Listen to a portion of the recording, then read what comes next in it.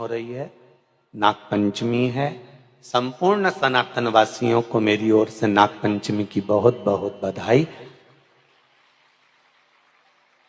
और चौरसिया समाज को आज बहुत बहुत संपूर्ण विश्व की चौरसिया समाज को हमारी ओर से बहुत बहुत नागपंचमी की बधाई हो, क्योंकि पूरा चौरसिया समाज कोई दूसरा नहीं है। संपूर्ण विश्व का चौरसिया समाज मेरे शेषनाग और भगवान के गले में रहने वाले वासुकी नाग के कृपा पात्र हैं, आशीर्वाद के पात्र हैं।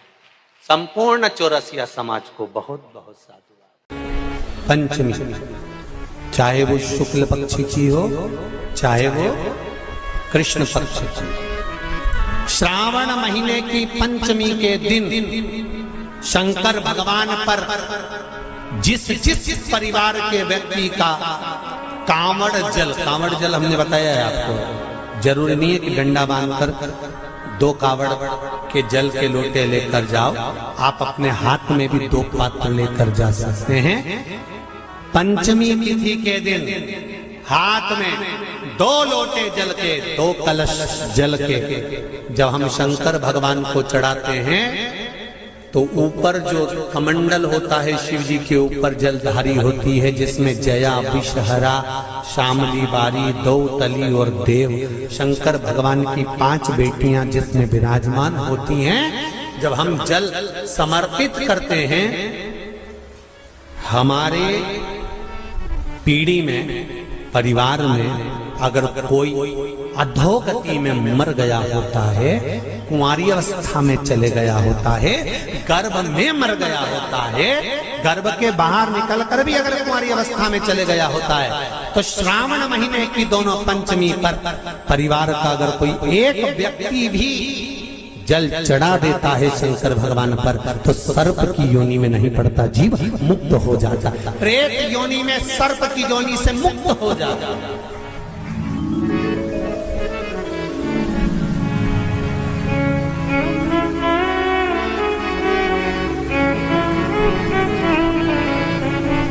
महाराज, हमारे यहाँ सांपों की पूजन कौन से दिन होती है, कौन सी तिथि में करते हैं? जम के बोलो जरा। नागपंचमी। नागपंचमी का मतलब क्या है?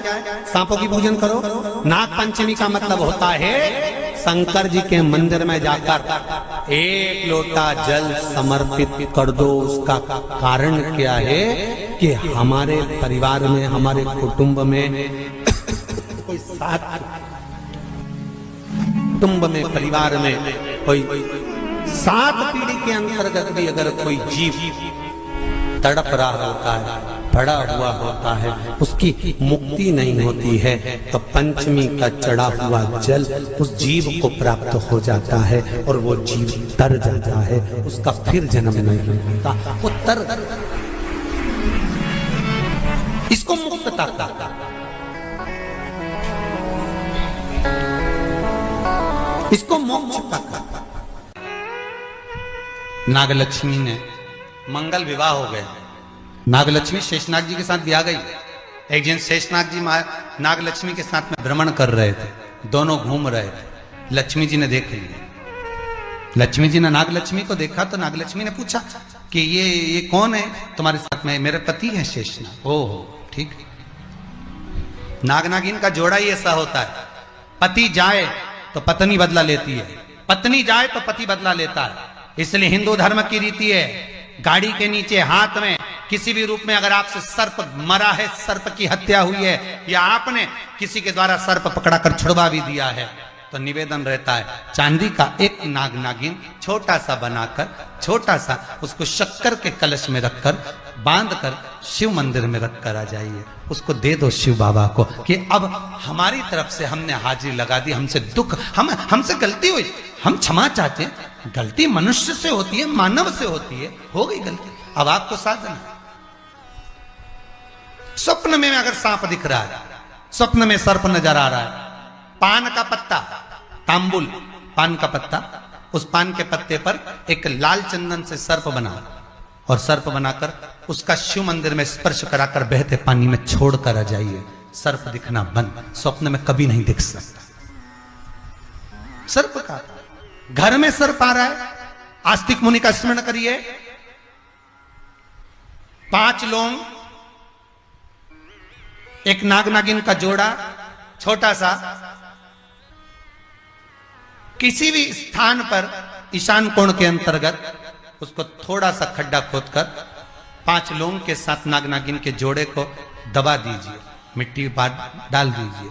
घर में जब नाग नागिन का जोड़ा आप दबाएं तब आस्तिक मुनि का नाम लेकर दबाएं, मां मनसा का नाम लेकर दबाएं,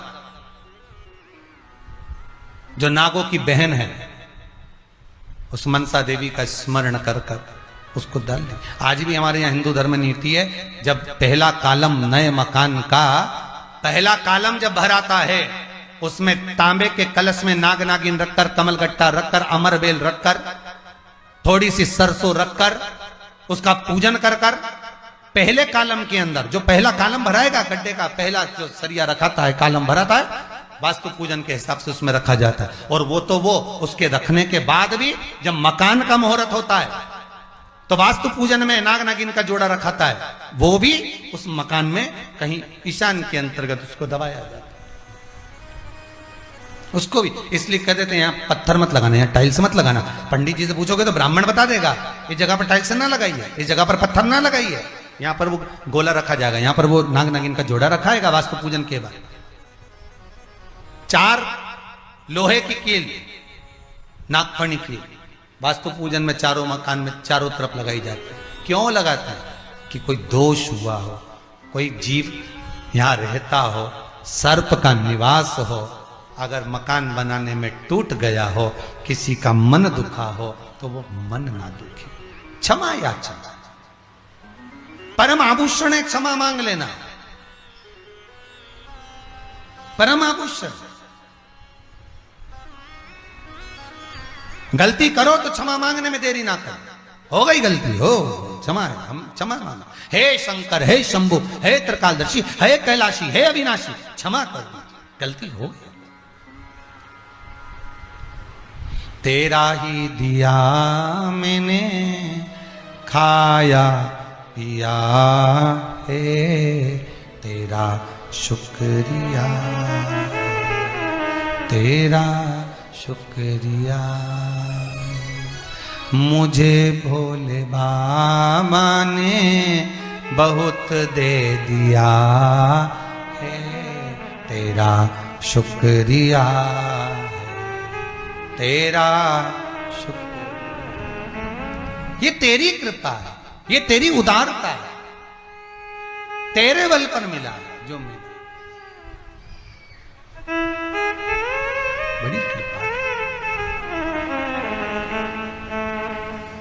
बस भाव वही, मेरे भोले तेरा सहारा है, मेरी नैया का तो किनारा है। संसार सागर में तूने जन्म तो दे दिया, तूने पैदा भी कर दिया, इस मनुष्य की देह को भी दे दिया, पर शंकर सहारा ते अशांति रहती हो, क्लेश रहता हो, या छोटी छोटी बात पर विवाद चालू हो जाता हो, या पति पत्नी में, परिवार में, सास बहू आदि कादिक में कहीं ना कहीं कुछ अगर विवाद रहता हो, तो शास्त्र कहता है ऐसा बेलपत्री की डंडी रहती है ना, बहुत ध्यान दीजिएगा महाराज।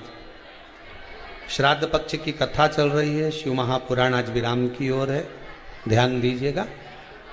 जैसे ये बेलपत्री की जो डंडी होती है, डंडी का जो भाग होता है बेलपत्री की, ऐसा बेलपत्री की 7 भाग ले लो, मतलब बेलपत्री 7 ले लीजिए।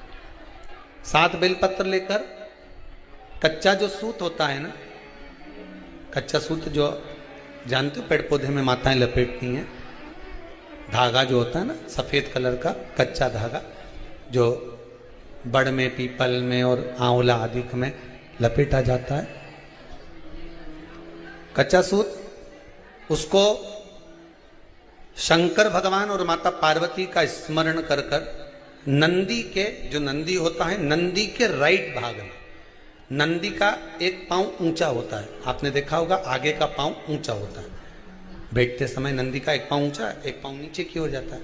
तो नंदी का जहां पांव ऊंचा है उस ऊंचे पांव के पास में बैठना है। कच्चे सूत पर उस बेलपत्री के जो 7 गुच्छ हैं, 7 जो बेलपत्री के भाग हैं, 7 बेलपत्री हैं, उसको अपना नाम गोत्र स्मरण कर कर उस कच्चे सूत को लपेटना है। महाराज, लाल कलर का चंदन उस बेलपत्री के पत्ते में जो अग्रभाग होता है, सबसे आगे का भाग, 7 में लाल चंदन लगाना है। महाराज, उस चंदन को लगाकर आप प्रदोष के दिन, प्रदोष काल में शंकर भगवान को समर्पित अगर करते हैं तो जिस घर का गोत्र बोला है उस घर में कभी क्लेश नहीं हो सकता, वो शांति का अनुभव करे, उसमें क्लेश नहीं हो सकता। एक धागा होता है पक्का धागा, एक धागा होता है कच्चा धागा। बहुत ध्यान दीजिएगा महाराज, पक्के धागे से नहीं लपेटना सफेद। कच्चा जो धागा पीपल में, बड़ में या आंवला आदि में जो हम लोग लपेटते हैं पूजन करते समय, वो कच्चा धागा। और एक बात और आपको कहने, ध्यान दीजिएगा, अगर मान लो किसी पति पत्नी का तलाक तक की नौबत हो गई और तलाक नहीं कराना है, आपस में वापिस प्रेम बढ़ जाए, छोरी वापिस घर में रहे, बेटा उसको रखे, बहू रहे, आपस में प्रेम बढ़े, वो भले मायके चली गई हो, वो भले लड़का छोड़कर चले गया हो, अकेली रह रही हो और चाहती है कि मैं पति के साथ रहना है, तलाक नहीं होना चाहिए, हम दोनों में प्रेम रहे, वो संभाले मेरे को भी और मैं भी आदर करूं, वो भी आदर करे। तो मेरा निवेदन है, कच्चा जो सूत होता है, कच्चा जो धागा होता है, नंदी के ठीक पीछे बैठकर कोई साथ में आपके परिवार का कोई व्यक्ति चले जाए और हस्तकमल को, जिसको अपने परिवार में वापिस रहना है, उस स्त्री हो या पुरुष हो, दोनों में से कोई भी नंदी के पीछे बैठकर, सोमवार की जिस दिन अष्टमी पड़े उस दिन नंदी के पीछे बैठकर हाथ को ऐसा बंद करना है, हाथ में एक बेलपत्री रखना है, सीधी सीधी बंद कर कर 7 बार उस हाथ पर कच्चा सूत लपेट देना है, उस सूत को वापस निकाल लेना है। बेलपत्री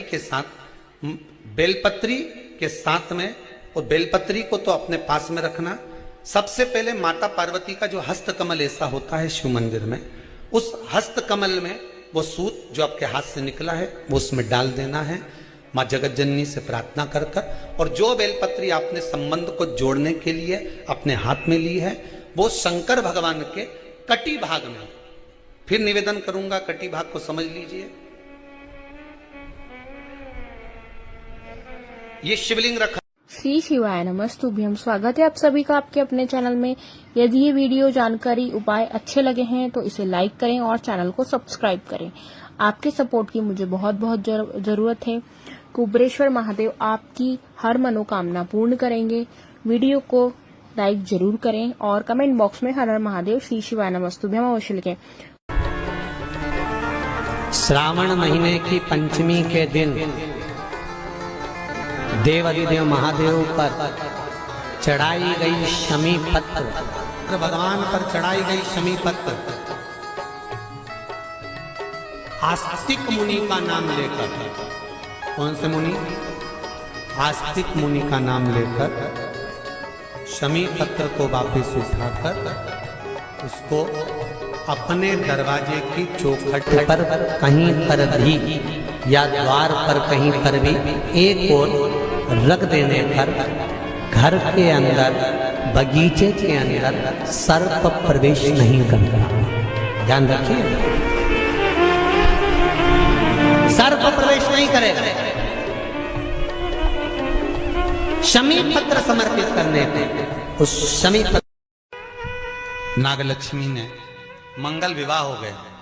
नागलक्ष्मी शेषनाग जी के साथ ब्याह गई। एक दिन शेषनाग जी नागलक्ष्मी के साथ में भ्रमण कर रहे थे, दोनों घूम रहे थे। लक्ष्मी जी ने देख लिया। लक्ष्मी जी ने नागलक्ष्मी को देखा तो नागलक्ष्मी ने पूछा कि ये कौन है? तुम्हारे साथ में मेरे पति हैं शेषनाग। ओहो ठीक है।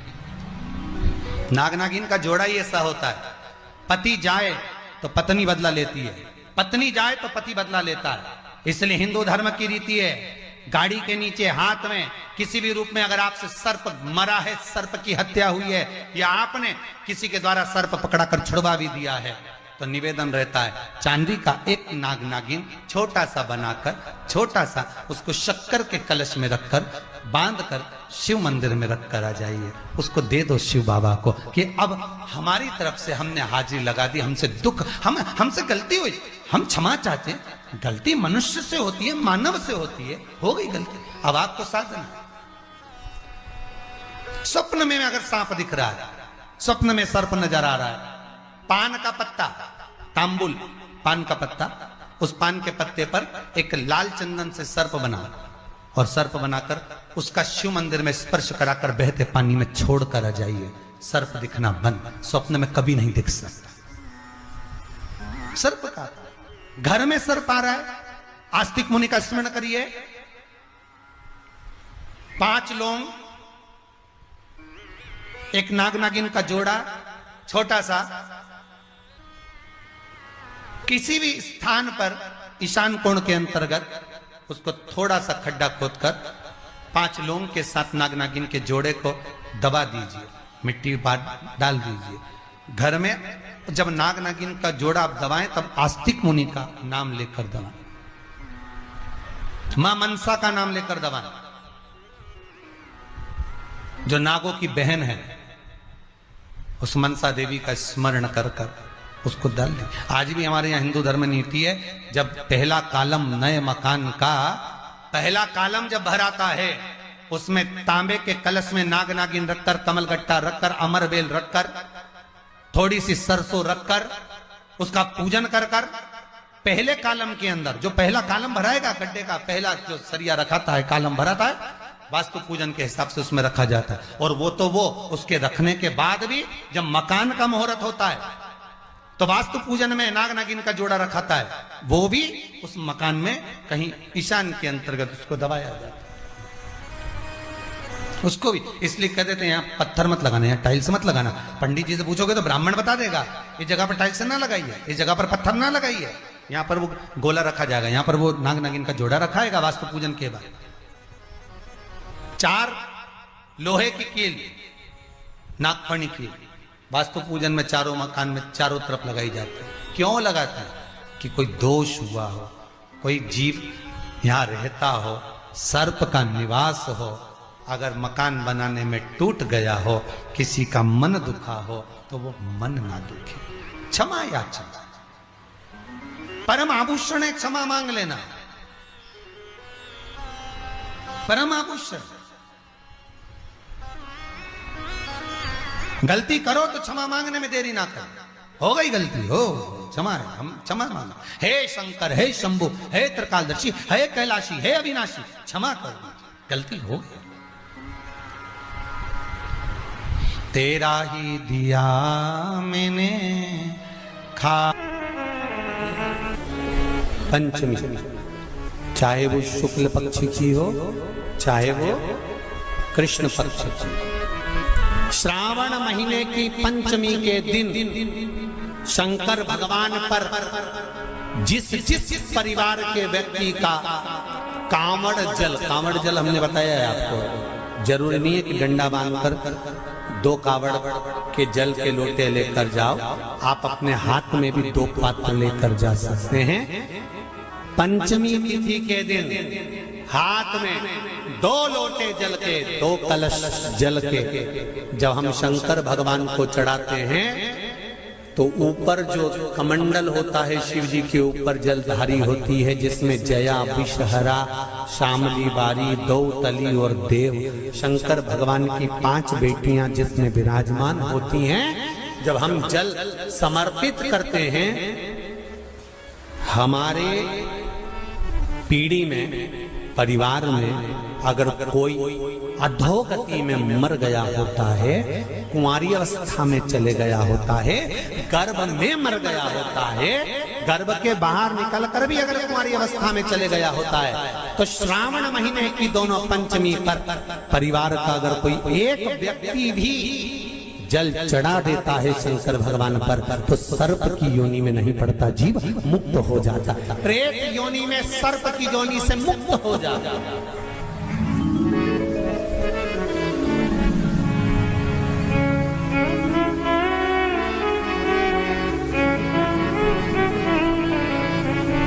महाराज,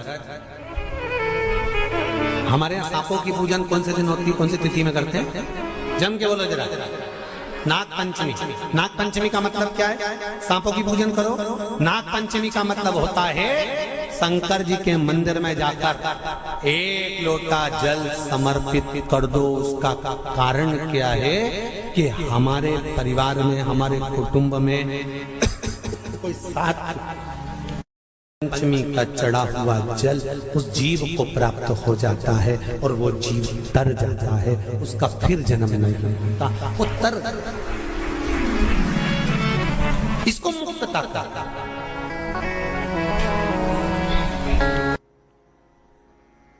मिलकर जो करा जाता है उसका एक आनंद ही दूसरा होता है। एक अकेला दूध पदार्थ को अपन ग्रहण कर लो, प्रसन्न। तीसरे नंबर पर भगवान विष्णु।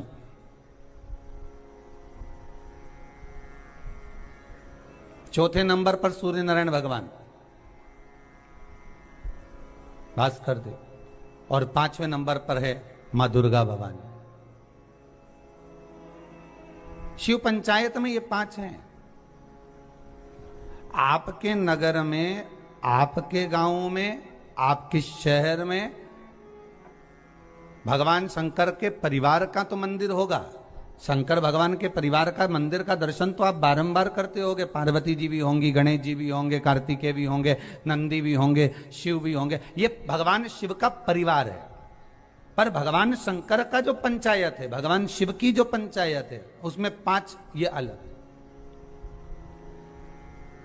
कभी आप लोग उज्जैन जाएं महाकाल की नगरी में, तो महाकाल की नगरी में जब पहुंचे तो बाबा से विनय कर कर जाना कि बाबा हम महाकाल की नगरी में आए, ऐसी कृपा कर दो कि हमको शिव पंचायत का दर्शन हो जाए। महाकाल उज्जैन में एक मंदिर में, बाबा महाकाल के एक मंदिर के एक आनंद में पंचायत भगवान की विराजमान है, उसका भी दर्शन। जैसे दूध का कर्म अलग है, दही का कर्म अलग है, घृत का कर्म अलग है, शक्कर का कर्म अलग है, शहद का कर्म अलग है, उसी तरह हमारे देवताओं को भी एक एक अलग अलग क्रम बांटा गया कि आपको ये संभालना है। आप इस इंद्री के देवता हो, आपको मन पर विराजमान होना है, कि आपको नेत्र पर विराजमान होना है, कि आपको कहाँ भुजा पर विराजमान होना है, हस्त कमल पर, आपको कर्ण पर विराजमान होना है। जैसे गौ माता का एक फोटो आप लोग बार बार देखते होंगे। जितने लोग आस्था चैनल पर कथा सुन रहे हैं, जितने आप मोबाइल पर सुन रहे हो, फेसबुक यूट्यूब पर कथा सुन रहे हो, आपने गौ माता का एक फोटो देखा होगा, चित्र देखा होगा कि गौ माता के शरीर में कहां कहां कौन कौन से देवता विराजमान है।